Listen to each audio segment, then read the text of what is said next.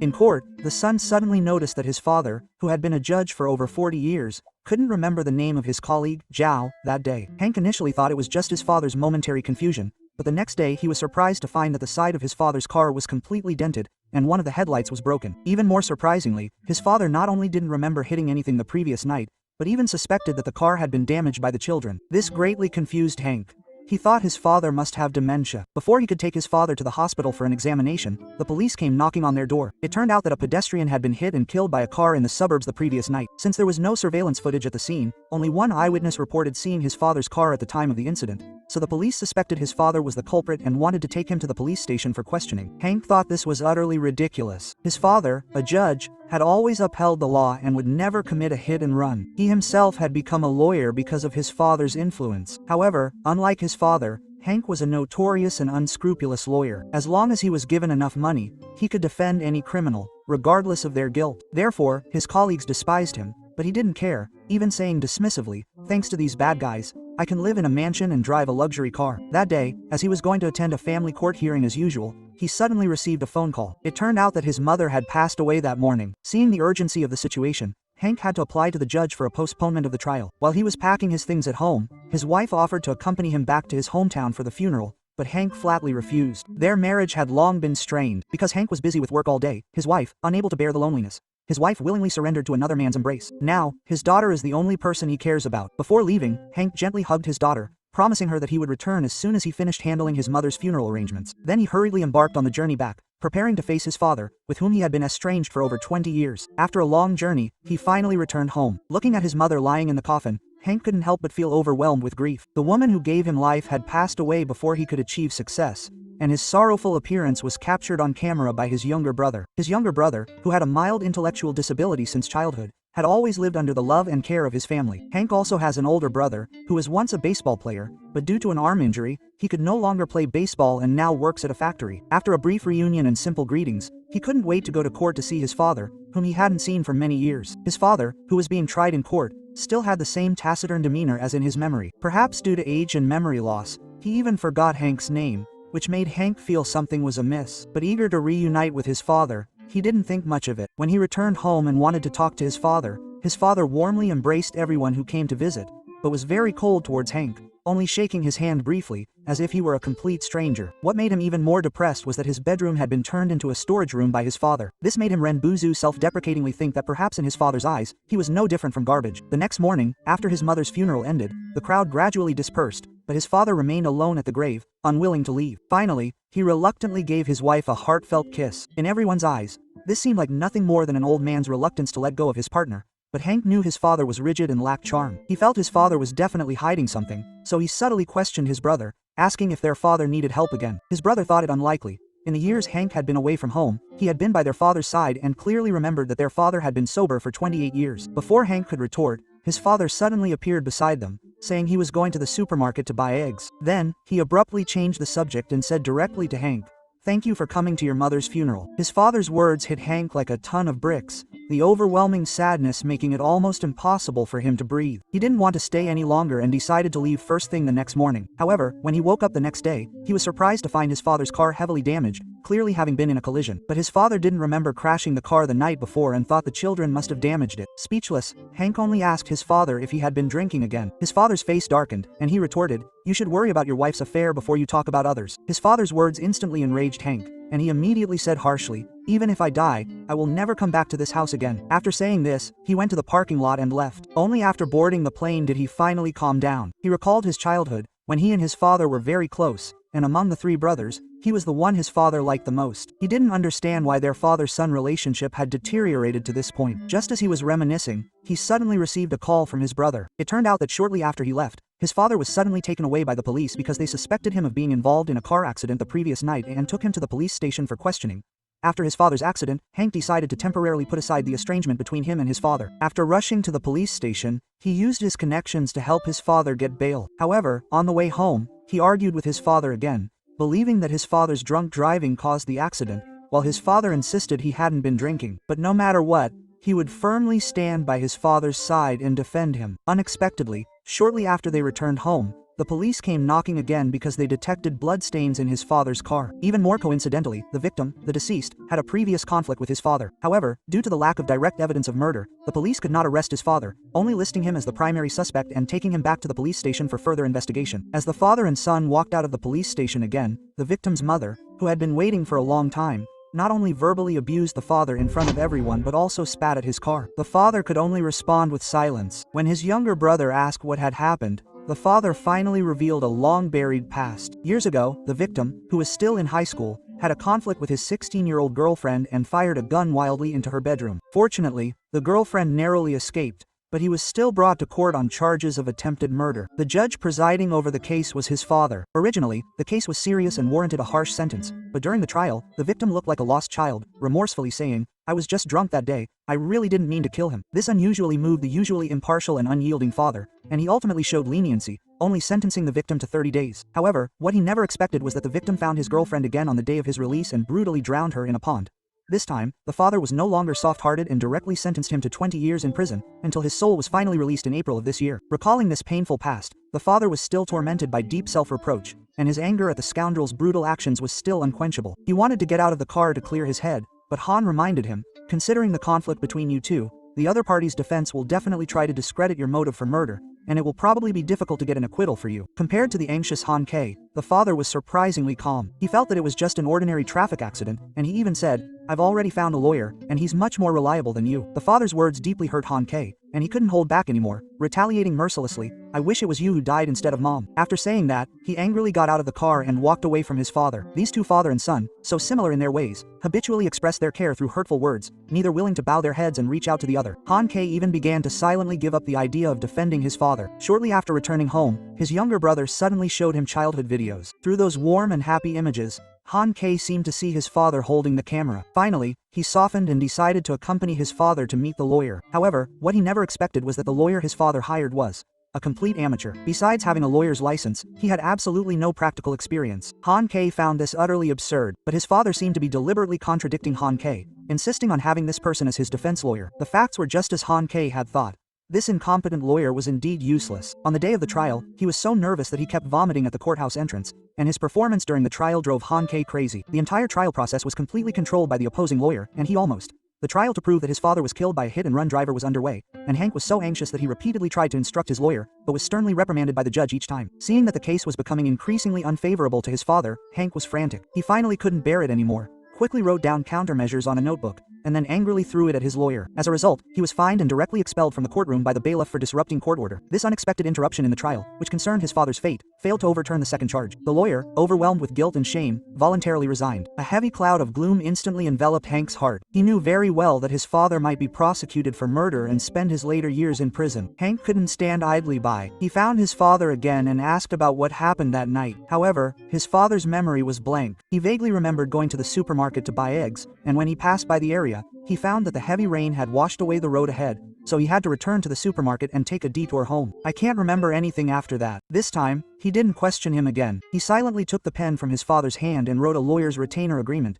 even jokingly saying, "My lawyer fees are very high, you definitely can't afford them, but I can represent you for free, consider it charity." Just as he returned to his bedroom to pack his luggage, his father slipped the lawyer's retainer agreement under the door and even checked the box on the same line. The years of icy distance between father and son finally showed signs of thawing. However, as the investigation deepened, Hank became increasingly suspicious. Why would his father suddenly confess? Until that day, he found a video in his brother's videotape. In the video, his father was shaking, and it turned out he was sick. That day, Hank took his father to the crime scene, hoping to use this to awaken.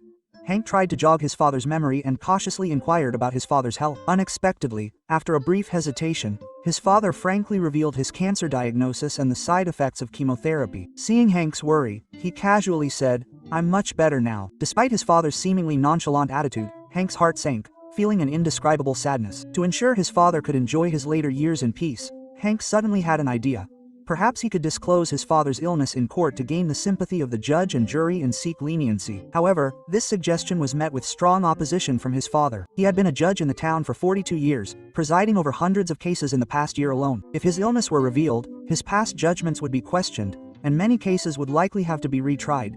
thus destroying the integrity he had upheld his entire life. After hearing this, Hank felt a deep sense of powerlessness. He was always adept at navigating the intricacies of the law and finding loopholes in the rules, but faced with his father's stubbornness, he was completely helpless. While waiting for the hearing, Hank brought his daughter to visit and repeatedly cautioned her that her grandfather had a strict temper and she should be extra careful. However, to his surprise, the first meeting between grandfather and granddaughter went surprisingly well. They even hugged each other affectionately. It was then that Hank realized that beneath his father's stubborn and rigid exterior, there was also a soft and warm heart. In the following days, Hank continued to try to persuade his father to cooperate with him and agree on a unified statement, but each conversation ended in disagreement. In desperation, he could only turn to his father's doctor, hoping that the doctor would testify in court to prove his father's illness. On the day of the sentencing, Hank was involved in a car accident caused by a memory lapse and impaired judgment due to his illness. However, the doctor refused without hesitation, knowing full well that a self-reliant man like his father would never allow himself to appear in court in such a state. What devastated Hank even more was learning from the doctor that his father had been diagnosed with late-stage cancer, and the treatment was merely prolonging his remaining life. At that moment, Hank felt an invisible hand separating him and his father. No matter how hard he struggled, he couldn't bridge the gap. Meanwhile, the footsteps of death were gradually approaching. Before dinner that evening, Hank suddenly heard a noise from upstairs. He rushed up to check and found his father vomiting. The torment of the disease made his father suffer immensely, and Hank's sympathetic gaze only made him feel even more humiliated. Before he could compose himself, he suddenly wet himself without warning. He was instantly at a loss, like a child who had done something wrong. Seeing this, Hank could only pretend not to see. He gently used warm water to clean his father's body, carefully preserving his father's last shred of dignity. Just then, his daughter gently knocked on the door, curiously asking what they were doing. After being told they were taking a bath, she still kept knocking. She also wanted to eat ice cream with her grandfather. At that moment, the tense and awkward atmosphere in the room was somewhat alleviated by the persistent knocking, revealing a touch of clumsy warmth. After helping his father finish bathing, Hank personally took his daughter to an ice cream shop. On the way home, his daughter casually asked about her parents' relationship, because she vaguely sensed from the empty ring finger on her father's hand that her parents had separated. To this, Hank could only comfort her, saying, "Even if we get divorced later, you will still be my precious daughter." Afterwards, he sent his daughter back to his wife and spent every day frantically gathering evidence favorable to his father, preparing for the upcoming trial. He thought he had made ample preparations, but on the day of the trial, he was so nervous that he vomited uncontrollably at the courthouse entrance, like a complete novice. This was the first time in his career that he had been so afraid that this lawsuit would be lost. When the trial officially began, the opposing lawyer immediately went straight to the heart of the matter, not only submitting a forensic report showing that the bloodstains on his father's car perfectly matched the victim's, but also summoning the victim's mother to testify in court. The overwhelming mother-son affection instantly won the sympathy of most of the jury. However, Hank was no ordinary person either. He pointed out that the alcohol concentration in the victim's blood was as high as 0.23%, far exceeding the legal limit, and that riding a bicycle in such a state of intoxication, it was highly likely that he had crashed into his father's car himself. Following this, he presented crucial evidence. He found that the victim's mother had only visited her son twice in the past 20 years, which clearly contradicted the affection she displayed in court. Seeing that the emotional appeal had failed, the opposing lawyer then pointed to the absence of any brake marks at the accident scene, attempting to prove that his father had deliberately hit the victim with his car. Hank, however, pointed out that there was also a turtle at the accident scene, and that the heavy rain that night had obstructed visibility. His father might have mistaken the victim for the turtle and driven straight into him. Therefore, the absence of brake marks could not be used as evidence of murder. In this way, Hank successfully won a round for his father with this easily overlooked detail. But he knew that the real battle had only just begun. In the days that followed, waiting for the trial to resume, his father's health deteriorated, and every night he would let out painful groans. At this time, Hank would silently stay by his father's side. The father-son relationship, once as incompatible as fire and water, gradually softened under the influence of the night and illness. During another late-night vigil, the two talked about the lawyers they most admired. Hank most admired his former boss, the lawyer who had practiced for 30 years and never lost a crucial case in court. His father, on the other hand, slowly recounted the first case he handled after graduation. A homeless man had murdered a farmer and raped the farmer's wife. No one was willing to defend this universally condemned criminal, so the court assigned the case to a lawyer named Henry. Henry could have refused, but he withstood the overwhelming criticism and insisted on defending the homeless man because he always believed that no matter how heinous the crime, everyone deserved a fair trial. Although the homeless man was ultimately sentenced to death, Henry's integrity and courage were forever etched in his father's heart. This story struck a chord with Hank. Henry was the name his father had given him, but after their estrangement, he completely abandoned the name, only allowing people to call him Hank. At this moment, he finally understood that his father actually had expectations of him. While the father-son relationship was improving, the case also saw new developments. After repeatedly reviewing the supermarket surveillance footage, Ms. Fang discovered that less than 5 minutes after his father left the supermarket, he returned. The drive from the supermarket to the apartment, even speeding, would take at least 10 minutes. This evidence was enough to prove that his father was lying. Hank, feeling fear for the first time, hadn't even had time to formulate a rebuttal when the opposing lawyer called him to an empty meeting room and coldly revealed the real motive for taking on this case. Years ago, the two had faced each other in court. At that time, the son of a beer tycoon had drowned a woman in a bathtub.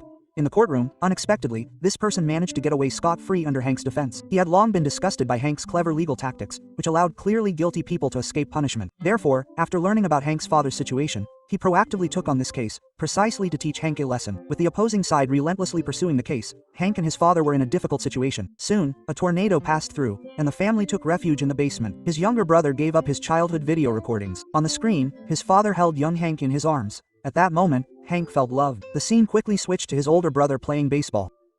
He was once a star athlete at school, with the opportunity to achieve great things, but a car accident permanently disabled his arm, ending his career. The main culprit in that car accident was Hank, who, in his rebellious phase, was driving his father's car recklessly after taking drugs. Afterward, his father sent him to a juvenile detention center. The painful memories instantly caused his father to lose control of his emotions. He angrily smashed his younger brother's video recorder. Seeing his brother's terrified expression, Hank couldn't bear it anymore and immediately had a fierce argument with his father, loudly criticizing his father's domineering and stubborn nature. In his anger, his father slapped Hank across the face and then walked out of the basement without looking back. Hank followed him, questioning his father about why he sent him to juvenile detention and why he missed all his graduation ceremonies. His father's answer was full of disappointment in Hank, because from the age of 13, Hank had been constantly skipping school, fighting, and engaging in almost every kind of mischief, even harassing the neighbors until they moved away. To this, Hank angrily retorted, "Why can you forgive those criminals, but be so harsh on me?" For years, Hank had been trying to prove himself, hoping to gain his father's approval.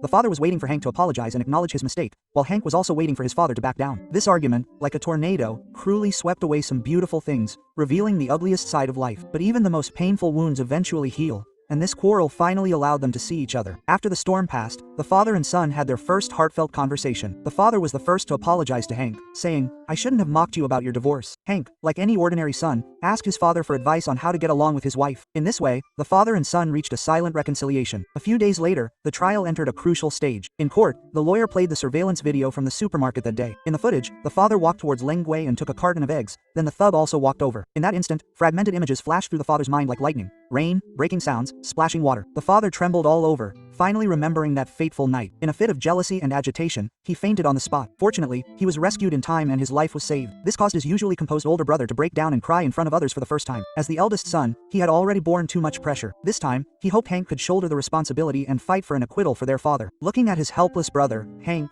feeling immense guilt, agreed. That night, the father, after waking up in the hospital, immediately called Hank to his side. "Although I don't remember the details of the incident, based on logical deduction, I think I deliberately ran over the thug." Hank didn't believe him at all, thinking he was talking nonsense. Because he didn't want his father to suffer anymore, he didn't refute him. He also believed that the court didn't have conclusive evidence yet, and since his father couldn't remember the details of the incident, as long as his father didn't say anything unfavorable in court, he was confident he could win the case.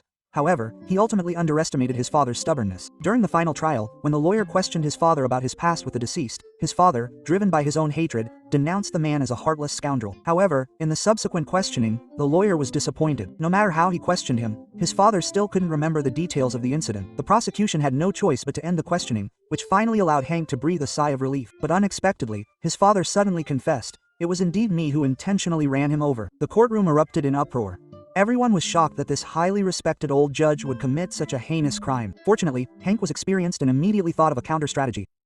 Ignoring his father's objections, he disclosed his father's cancer diagnosis in court, attempting to make the jury understand that his father's illness had caused cognitive impairment, rendering him not fully criminally responsible. Unexpectedly, this crossed his father's most cherished bottom line. In a fit of rage, he demanded a change of lawyer. Just as the two sides were arguing, the judge intervened, demanding that his father answer Hank's questions truthfully. Only then did his father admit that he often suffered from mood swings and had been undergoing chemotherapy for 6 months. This fact, once revealed, garnered sympathy from most people in the courtroom, and even brought tears to the eyes of his brother in the audience. Hank quickly seized the opportunity, listing the side effects of chemotherapy, including memory loss and impaired judgment, attempting to use this to exonerate his father. Before he could finish, he was interrupted by his father again, who calmly stated, "Although I don't remember the details of running over that scoundrel, I remember his foul mouth in the supermarket. He boasted that he would urinate on my wife's grave. At that moment, to protect my wife, I decided to kill him. Thinking about it now, it must have been me who intentionally ran him over. The moment the words were spoken, everyone present fell silent, and even the jury couldn't help but shed tears. The fact that the father had murdered the man finally became an undeniable truth. Even so, Hank still refused to give up. He believed that his usually fair and upright father would never do such a thing. At the same time, he had a lingering question. Why was his father so strict with him but so lenient with the man, only giving him 30 days? To this, his father calmly replied, "Seeing him was like seeing you, so I wanted to give him a chance." Later, to prevent the man from insulting him and his family, his father adopted a stern attitude, sending the rebellious Hank to the most remote and harsh juvenile detention center, never expecting that it would only cause more trouble, ultimately leading to a rift between father and son. Only then did Hank finally understand that his father had always loved him. To prevent his father from going to jail, he brought the veteran police officer, whom he had known for many years, to his father. As expected, his father tried hard to remember, his eyes vacant, and finally could only shake his head. "I don't remember who he is." This scene proved that his father did indeed have a serious memory impairment, and it garnered the sympathy of everyone present. But when the verdict was announced, Hank's eyes welled up with tears. Although the jury found his father not guilty of first-degree murder, they ruled that he was guilty of manslaughter, ultimately sentencing him to 4 years in prison. After the sentencing, the father said a heartfelt farewell to his eldest son. The eldest son had always been his pride. Even though he didn't become a baseball star, he had supported the family for most of his life. Then, he carefully looked at his youngest son, telling him to take good care of himself. This intellectually disabled youngest son was the one he worried about the most. He often regretted in the dead of night that he couldn't give his youngest son a healthy life. After giving instructions, after his 2 sons left, the father turned and walked away, only saying goodbye to May and Hank. At this moment, Hank was in immense pain, blaming himself for the lawsuit. After everyone had left the courtroom, this usually calm and composed lawyer finally couldn't hold back his tears and wept bitterly. Although the opposing lawyer had finally avenged himself after all these years, he couldn't feel happy at all, because what he saw was a father who committed murder to protect his wife. 6 months later, the opposing lawyer voluntarily submitted an application to the court for the father's medical parole. After reviewing the father's medical records, the judge approved the medical parole according to the law. When Hank saw his father's haggard appearance at the prison gate, he tried his best to restrain himself from crying. After being granted medical parole, the father didn't go directly to the hospital, but instead asked Hank to accompany him to the lake to fish. Along the way, the father ate the candy and snacks he had brought, remembering that Hank also loved candy when he was a child. Back then, he would put the candy in his pocket and wait for Hank to come. The taciturn father had never said, "I love you," but he hid his love in every piece of candy. While eating the candy, the father brought up a topic they had discussed before. "You said the lawyer you recently hired is your boss, but the lawyer I respect the most has always been you." Hank had waited half his life for this recognition, but at the moment his father said it, he didn't feel the emotional surge he had imagined, only a faint sense of peace. When he turned around to throw out the fishing line, he caught a glimpse of that familiar figure, gently floating away. He turned back sharply, and his father had already passed away peacefully. After the funeral, Hank walked alone to the courtroom where his father had worked his entire life. Looking at the chair his father used to sit in, at this moment Hank finally understood his father's adherence to the law and the expectations his father couldn't express. After that, he decided to inherit his father's legacy. The Judge, directed by David Dobkin and starring Robert Duvall and Robert Downey Jr., is a drama film released in 2014. When Hank returns to his hometown from the cold world of corporate law, he expects to simply defend his father, a respected old judge, in a murder trial. However, he soon discovers that the court is not only judging whether his father committed murder, but also the 30 years of misunderstanding and estrangement between father and son. In court, Hank defends his father, but outside the courtroom, the father judges his son's life. For years, parents and children, acting as judges, have judged each other's choices according to their own standards. Perhaps, like Hank, we yearn for our father's approval, and like the old judge, we hope our children will live up to our expectations. This mutual judgment consumes what should be the most precious emotions, causing those who should be close to become distant, until reconciliation is achieved only at the last moment of life. The old judge's final choice is not to uphold the law, but to be honest with his conscience. This scene raises a deeper question for us. Should we strive to be good people in the eyes of others, or truly face ourselves as flawed human beings? What we perceive as judgment is actually a distorted expression of love. The meaning of life may lie in truly seeing each other only when we let go of our judgmental gaze. At the end of the film, Hank finally understands that his father is not a cold symbol of the law, but simply an ordinary person learning how to love. And we too will eventually understand that in the special court of family, the best verdict is never about who is right or wrong, but about embracing each other, acknowledging that we are all imperfect, yet worthy of being loved. That's all for today's movie sharing. Please like, comment, and share. I'm Shark, and I look forward to seeing you next time.